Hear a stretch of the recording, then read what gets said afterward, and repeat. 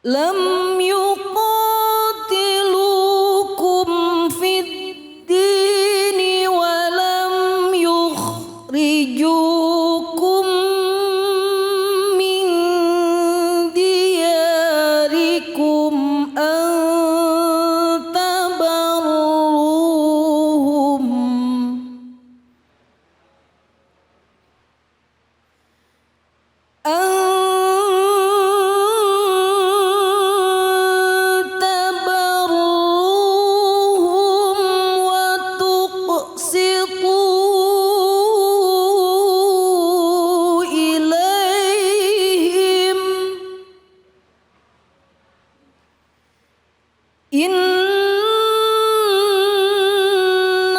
Innallaha yuhibbul muqsitin.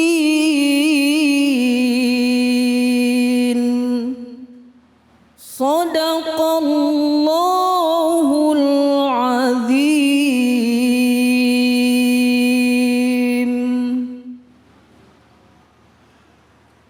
Alhamdulillahirabbil alamin. Sebagai umat muslim kita meyakini dan iman percaya bahwa Al-Qur'an adalah hudal linnas. Al-Qur'an adalah obat, ya.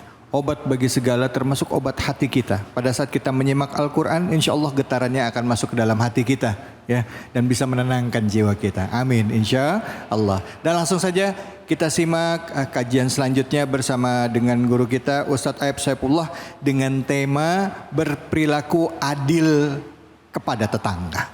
Silakan Kiai. Assalamualaikum warahmatullahi wabarakatuh.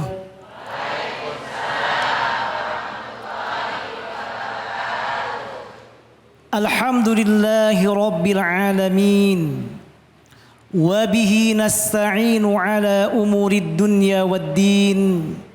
Wassalatu wassalamu ala sayyidina wa habibina wa maulana Muhammadin wa ala alihi wa sahbihi wa man tabi'ahu bi ihsanin ila yaumiddin. Subhanaka la ilma lana illa ma 'allamtana innaka antal alimul hakim. Bapak Ibu serta pemirsa Cahaya Hati dimanapun berada, apa kabar semuanya Bapak Ibu berbahagia? Alhamdulillah. Mudah-mudahan Allah senantiasa merahmati kita, Allah meridhai kita dan memudahkan semua langkah kita. Amin ya rabbal alamin. Tidak lupa semoga pemirsa Cahaya Hati dimanapun ia berada, yang sedang sakit Allah sembuhkan, yang sedang sulit Allah berikan kemudahan, yang punya hajat keinginan Allah kabulkan. Amin amin ya rabbal alamin. Bapak Ibu yang dirahmati Allah, ayat yang dibacakan oleh Ustazah tadi itu ada dalam surah Al-Mumtahanah ayat ke-8. Dalam ayat ini Allah berwasiat kepada kita agar kita senantiasa melakukan dua hal, khususnya dengan tetangga kita atau bukan dengan tetangga kita. Wabil khusus dengan tetangga sebagai tema kita hari ini. Apa dua hal ini? Berbuat baik dan berlaku adil. Allah berfirman, la yanhaakumullahu 'anil ladzina lam yuqatilukum fid din wa lam yukhrijukum min diyarikum an tabarruhum wa tuqsitu ilaihim. Allah gak melarang kalian untuk tetap berbuat baik, untuk tetap berlaku adil kepada orang-orang, khususnya non-muslim, selama mereka tidak memerangi kalian. Yang kedua, selama mereka tidak mengusir dari negeri kalian, untuk berbuat baik dan berlaku adil dengan mereka, karena Allah mencintai orang-orang yang berlaku adil. Al-Imam Ibnu Katsir ketika menjelaskan ayat ini dalam tafsirnya, beliau mengatakan, la yanhaakumullahu 'anil ladzina lam yuqatilukum fid din ay al-ihsanu 'anil kafaratil ladzina lam yuqatilukum fid din. Maksudnya Allah memerintahkan kita agar tetap berbuat baik dengan non-muslim sekalipun, termasuk tetangga kita. Jika ada tetangga kita, misalnya saudara kita yang non-muslim, ada di sini tetangga yang non-muslim, punya tetangga non-muslim, saudara kita. Itu adalah saudara kita yang harus kita hormati, kita sayangi, kita perlakukan dengan sebaik mungkin. Kenapa? Karena Allah berwasiat demikian, harus berbuat baik. Bahkan kata para ulama, Allah menggunakan kata albir dalam ayat ini, bukan al-ihsan lagi. Antabarruhum, bukan antuhsinu lagi. Dan kata albir, kata para ulama dalam Al-Quran, kebaikan albir ini disebutkan sebanyak 32 kali kata para ulama dalam Al-Quran. 30 kali menggunakan isim, 2 kali menggunakan fi'il.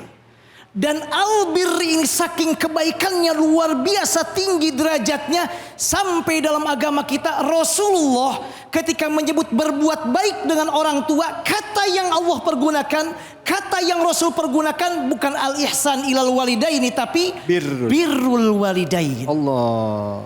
Bahkan dalam surah Al-Baqarah 177 Allah menjelaskan 17 jenis kebaikan. 17 jenis kebaikan ibadah luar biasa. Karena kebaikan-kebaikan ini, ibadah-ibadah ini luar biasa, Allah pergunakan kata bir. Laisal birra an tuwallu wujuhakum qibala al-masyriqi wal maghrib, walakinnal birra man amana billahi wal yawmil akhir wal malaikati wal kitabi wan nabiyyin wa atal mala ala hubbihi dzawil qurba wal yatama wal masakin wa ibnas sabili wasailina fi riqab wa aqama as-salata wa ata zakata wal mufuna bi ahdihim idza ahadu was sabina fil ba'sa'i wad dharra'i wa hinal ba's ulaika alladzina sadaqu wa ulaika humul muttaqun. 17 kebaikan Allah sebutkan dalam ayat ini. Di akhirnya Allah katakan muttaqin, orang yang bertakwa. Karena 17 kebaikan ini luar biasa, Allah awali dengan kata albir. Artinya luar biasa. Dan Allah memerintahkan kita untuk berbuat baik dengan tetangga kita, sekalipun mereka non muslim, mereka tetap saudara kita. Allah perintahkan berbuat baik dengan mereka. Allah. Dan ini dicontohkan oleh baginda Rasulullah SAW yang berbahagia. Dalam hadis riwayat Imam Muslim, Nabi Muhammad baik dengan tetangga beliau sekalipun orang Yahudi. Bahkan dalam hadis riwayat Imam Muslim dalam sahihnya, di rumah Nabi Muhammad yang beliau perlakukan salah satunya untuk melayani keperluan sehari-hari beliau di rumah beliau, siapa? Dari tetangga beliau, orang Yahudi. Ghulam minal Yahud, orang Yahudi. Anak dari Yahudi melayani baginda Rasulullah di rumah baginda Rasulullah. Bahkan ketika beliau sakit, apa yang dilakukan Nabi Muhammad? Beliau menjenguknya. Allah. Beliau menjenguknya. Beliau menjenguk tetangga sekalipun non muslim. Loh, kenapa? Karena agama kita memerintahkan, Allah berwasiat agar berbuat baik dengan saudara kita, dengan tetangga kita, apapun jenisnya, siapapun agamanya, bagaimanapun keadaannya. Baginda Rasulullah mencontohkan hal itu. Allah. Bahkan dalam hadis riwayat Abu Dawud, sahabat Rasul pun mencontohkan. Abdullah bin Amr, beliau memotong seekor domba.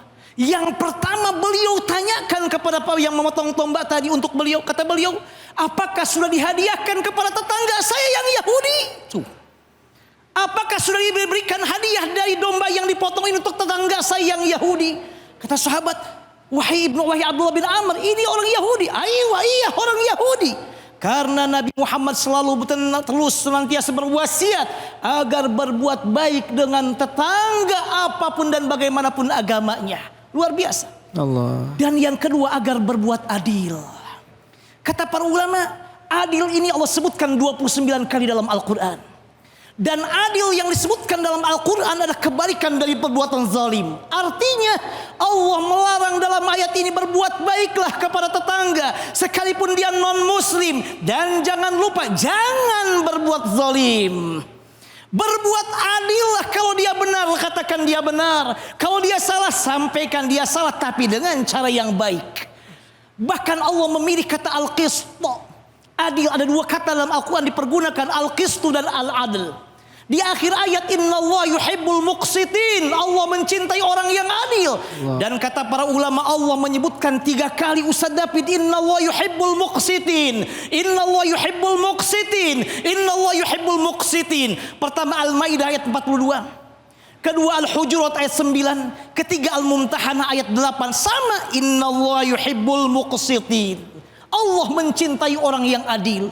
Ada satu kisah menarik berkaitan dengan tetangga, berlaku adil ini.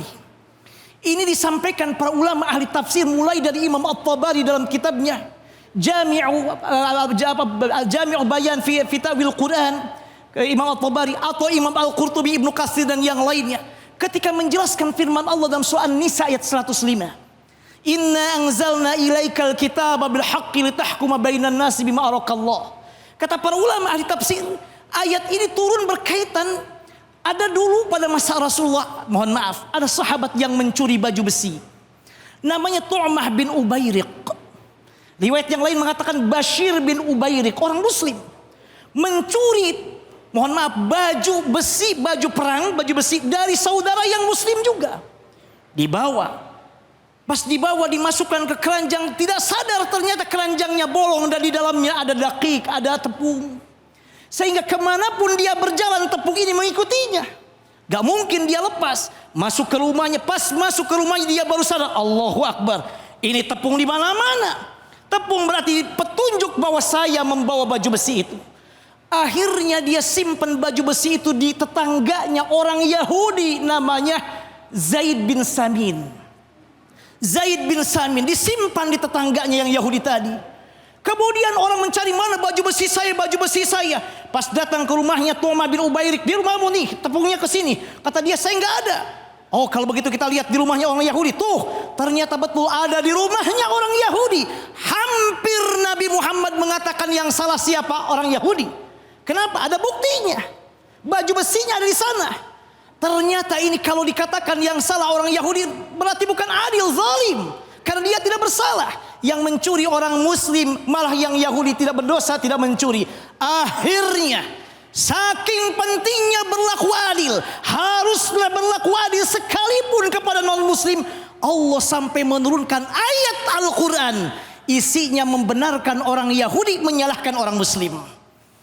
Inna anzalna ilaikal kitaba bil haqqi litahkuma bainan nas bima arakallah wa la taqulil khainina khasima wastaghfirillah innallaha kana ghafurar rahima. Maka mudah-mudahan kita senantiasa hidup berdamai dengan tetangga kita. Amin. Berbuat adil, tidak zalim, berbuat baik. Sehingga kita termasuk orang-orang yang dicintai oleh Allah dan Rasulullah. Amin, amin ya rabbal alamin. Wallahu a'lamu bissawab. Masya Allah. Alhamdulillah, terima kasih banyak Kiai Saifullah. Ilmunya luar biasa ya. Saya jadi ingat apa? Biasanya setiap salat Jumat tuh ada perintah. Innallaha ya'muruna bi'adli wa ihsan. Allah memerintah kita berlaku adil. Kadang-kala adil jangankan mata tetangga, jangankan yang sesama muslim ya, sama yang saudara, apalagi saudara kita yang beda agama ya. Kadang-kadang kita lupa banyak pembenarannya gitu. Padahal Al-Quran memerintahkan adil itu sama siapa saja, muslim maupun non muslim. Masya Allah. Baik, silakan ibu-ibu, ada yang mau tanya? Silakan langsung pertanyaannya.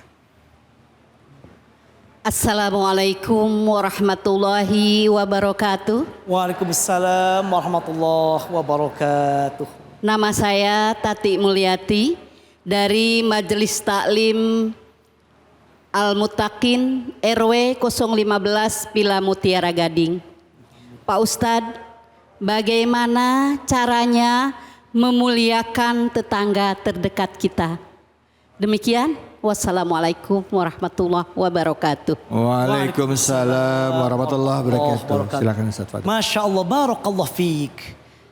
Menjawab pertanyaan ibu yang luar biasa ini, Al-Imam Al-Ghazali dalam kitabnya Ihya Ulumuddin menjelaskan. Beliau mengutip sebuah riwayat. Riwayat ini disampaikan juga oleh Imam Al-Kharati dalam kitabnya Makarimul Akhlaq. Kata Imam Al-Ghazali, ada beberapa adab dan etika yang perlu kita perhatikan dalam rangka berbuat baik dan memuliakan tetangga kita. Yang pertama, idza sta'ana fa'inhu. Kalau dia minta pertolongan pada kita, bantu dia. Misalnya, tolong saya mau manjat untuk mengambil misalnya atau membetulkan listrik. Kita punya tenaga, bismillah. Itu ibadah yang besar pahalanya. Yang kedua, kalau dia minjam uang dan kita ada, kasih. Ah, ini agak berat ibu-ibu yang minjam uang. ini yang ini agak berat. Betul sekali Ustaz David. Agak berat. Bahkan beliau punya hak yang lebih daripada yang lainnya. Allah. Bahkan Ustaz David dalam salah fikih, dalam mazhab Syafi'i, jika ada saudara kita jauh lebih, misalnya lebih dari apa namanya, dari kasar sholat, saya tinggal kita di Ciamis misalnya, tetangga kita di samping, Untuk zakat utamakan mereka yang memerlukan, fakir miskin dan yang lainnya yang berada di areal kita berada. Allah. Sampai demikian. Termasuk tetangga kita. Ada mantu minta bantuan untuk pinjam uang, kita kasih. Kemudian yang ketiga, kalau dia sakit maka tenguklah, jenguklah. Ditenguk, dijenguk dia. Bahkan kalau bisa kita doakan, kalau ada makanan kita berikan makan. Dan ini pahalanya luar biasa kata Rasulullah. Siapa yang berangkat untuk menengok orang yang sakit, maka selama perjalanannya dia dinaungi dan diiringi dan didoakan oleh 70.000 malaikat. Sekalipun tetangga kita yang kita jenguk adalah non-muslim, Islam mengajarkan agama yang luar biasa, penyayang. Jangankan kepada manusia, di mana Allah mengatakan walaqad karramna bani Adam, kami telah manusia karena muliakan semua manusia. Berbuat baik pada hewan aja luar biasa. Allah.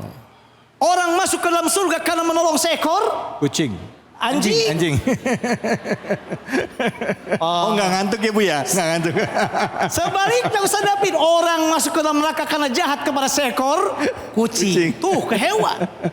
Agama kita luar biasa, jangan direduksi. Yeah. Maka kalau seandainya tetangga kita dia non muslim, sekalipun non muslim, jenguk. Malaikat menaungi. Ya. Bahkan yang berikutnya kata Imam Al-Ghazali, yang lainnya kalau dia meninggal dunia, iringi sampai ke kuburannya.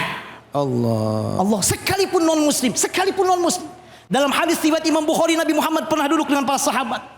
Tiba-tiba lewat ada mayat, Nabi Muhammad berdiri, kata para sahabat, Rasul, itu mayat bukan orang muslim, itu mayat orang Yahudi. Jangan duduk, ngapain duduk? Apa kata Rasulullah? Alaisat nafsan. Bukankah dia juga manusia? Bukankah juga dia manusia? Rasul tetap berdiri, memperhatikan mayat Yahudi tadi sampai mayat itu gak kelihatan. Itu indahnya agama kita, termasuk dengan tetangga kita yang non muslim. Yang berikutnya kata para ulama, kalau seandainya kita membelikan makanan ataupun buah-buahan tadi yang telah kita singgung sejenak, dan tidak mungkin berbagi dengan tetangga kita, tolong bawanya jangan terang-terangan. Masukkan ke tas, kalau sekarang mungkin yang lainnya bisa dengan tasnya, mungkin zaman sekarang sendalnya, sepatunya, dan mohon agar tidak membuat tetangga kita hal-hal yang tidak diinginkan. Jangan pasang di Facebook atau media sosial. Gak usah dipoto-foto. Syukur ya Allah, alhamdulillah saya bisa membeli makanan ini. Kalau ada lebih, bagi dengan dia. Karena Nabi Muhammad berwasiat, Abu Dzar, kalau masak itu sayur, fa'aksir ma'aha, perbanyaklah kuahnya. Untuk apa? Bagikan dengan tetangganya. Kalaupun gak ada dagingnya, gak ada isinya, paling tidak ada rasa-rasa kuahnya. Hanya kebangetan kalau ngasih betul-betul kuahnya saja. Ustaz, ya kebanyakan gitu, ya kan? Kita sih alhamdulillah dapat mangkoknya nih. Betul. Cuman kenapa isinya kuah doang? Kalau ditambahkan di bawahnya misalnya ada amplopnya, masya Allah. Ya Rabbi. Allahu Akbar. Yang terakhir kata beliau, kalau masak sesuatu jangan sampai asapnya mengganggu mereka. Allah. Sampai demikian Imam Al-Ghazali dalam kitabnya Ihya Ulumuddin. Sate digeber sengaja biar tetangga dia menciumnya. Enggak, kalau enggak dibagi jangan. Betapa agama kita menghormatkan yang luar biasa. Mudah-mudahan kita masuk orang-orang yang memuliakan tetangga kita. Wallahu a'lam bishawab. Amin ya Allah. Itulah mulianya Islam, Bu. Dalam keadaan lapang dan sempit tetap diutamakan berbagi. Makanya tadi walaupun makan kita terbatas ya, kita aja sedikit ini. Akhirnya dibanyakin kuah supaya apa? Ngerasain rame-rame, itu niat baiknya. Ya kan Bu? Benar ya Bu ya? Betul. Tapi jangan duitnya banyak, lauknya banyak, dagingnya dikit, tetangga dapat kuah doang. Jangan ya.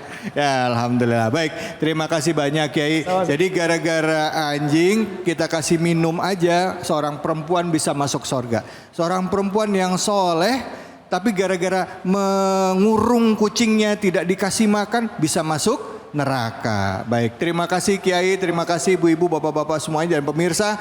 Jangan kemana-mana. Abis ini akan hadir sama kita dan akan ngajarin kita ngaji, cara baca Quran. Kiainya orangnya pendiam banget. Pendiam banget. Kiai Munawir Ngacir. Jangan kemana-mana, tetap di sini di Cahaya Hati Indonesia.